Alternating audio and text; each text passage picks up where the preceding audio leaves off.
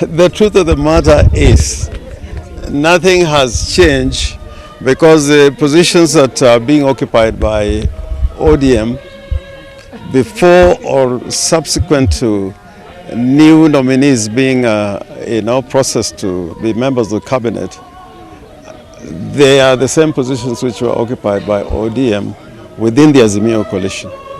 The seats that were retained for the other political parties within the coalition, including Wiper, including Jubilee, those have remained intact, and there has been no change whatsoever.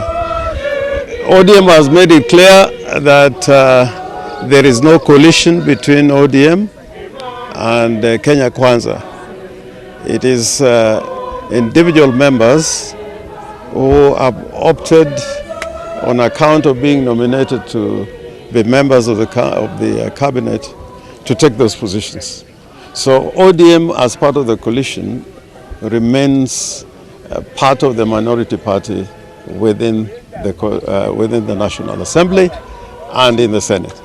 One must always remember that within the coalition, ODM is by far the largest party. It has got the largest stake within the opposition coalition, within the National Assembly and the Senate. Now, if you look at the rules of the National Assembly, the standing orders, and those of the Senate, nomination in terms of seats on both sides of the House depends on the size of the political party.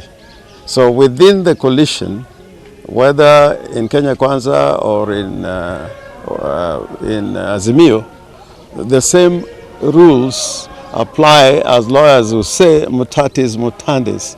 What is applied within the National Assembly and the Senate prevail upon the manner in which individual members of parties which belong to a coalition are given seats within the coalition. For example, we have also got members of the Azimio who are not parliamentary parties. Obviously, they cannot be given a slot within the leadership of the coalition, that is Azimio coalition, within Parliament. I think it's subject to discussion, but it must reflect the strengths of the political parties. And that is not only in the standing orders, it is in the Azimio instruments that brought the parties together. ODM has got to go through some restructuring, some leadership changes, obviously. But at the end of it all, Azimio, if it is not distracted, or if it does not collapse, they have to sit together. I know Raila is the party leader of Azimio, but the chairman of the council is Uhuru Kenyatta.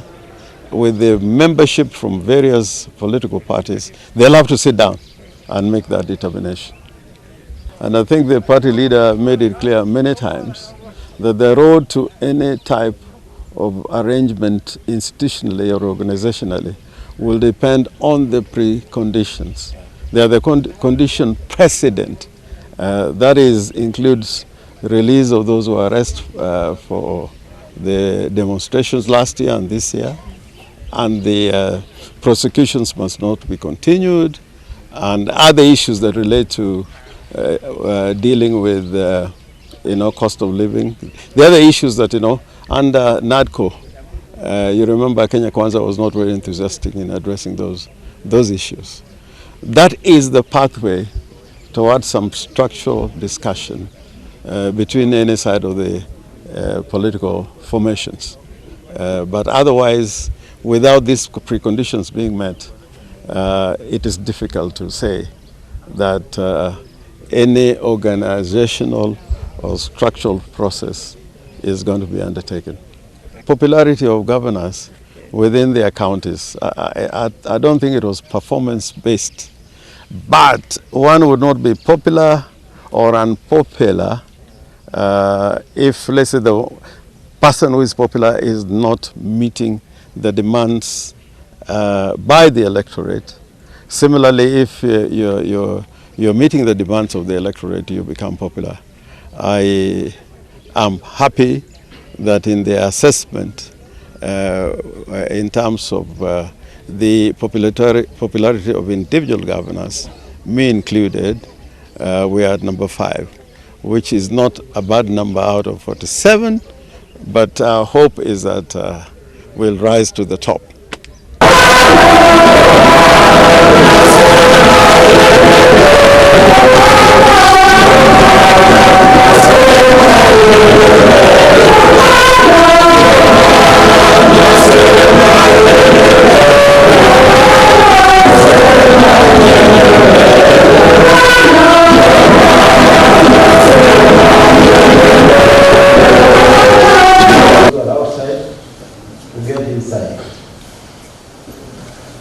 Anybody outside, I'm kindly requesting you to get inside.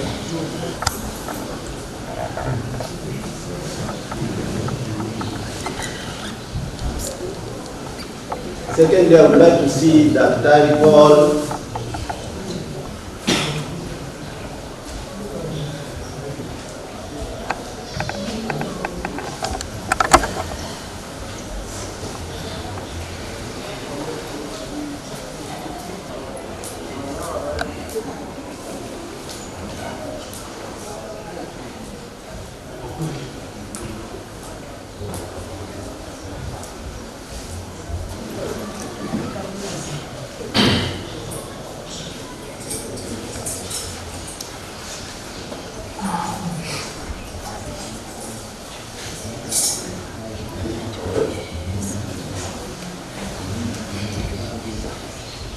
And celebrate, because he believed that these people, they serve God and they believe in God, and they knew that he knew that. Hallelujah.